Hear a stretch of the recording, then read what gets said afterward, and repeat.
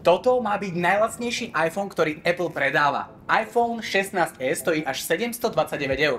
A poďme sa pozrieť, prečo by som si ho ja osobne nekúpil. V prvom rade je to 60 Hz obnovovacia frekvencia displeja. Tak ako je už u Apple zvykom, 120 Hz dáva len do svojich Pro modelov. V druhom rade iPhone 16e nemá podporu MagSafe. Aj keď ponúka bezdrôtové nabíjanie, tak MagSafe tu budeš hľadať márne. Je to za mňa trochu škoda. Ďalšie mínus je chýbajúci Dynamic Island. Výraz na kamery má stále starší dizajn, a teda aj keď si kupuješ nový iPhone, dostávaš starú technológiu.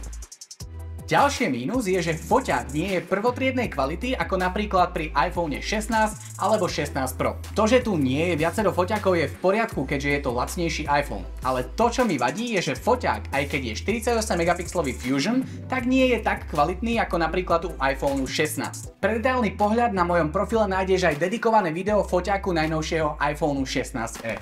A aj keď úplne chápem, že Apple samozrejme nemôže dať všetky top funkcie do iPhoneu, ktorý je najlacnejší v ich rade, tak si myslím, že najlepšie by vyriešilo všetky tieto chýbajúce featurey zníženie ceny za iPhone 16e. 729 € je jednoducho najhoršia featura tohto mobilu.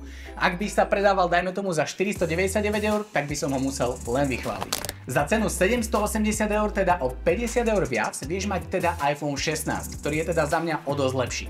Alebo za cenu nižšiu, teda 650 €, vieš mať starší iPhone 15, ktorý síce nemá Apple inteligenciu, ale myslím, že sa vo veľa aspektoch oplatí viac. Pre viac podobných videí mi nezabudni zanechať like a follow. Veľmi mi tým pomôžeš.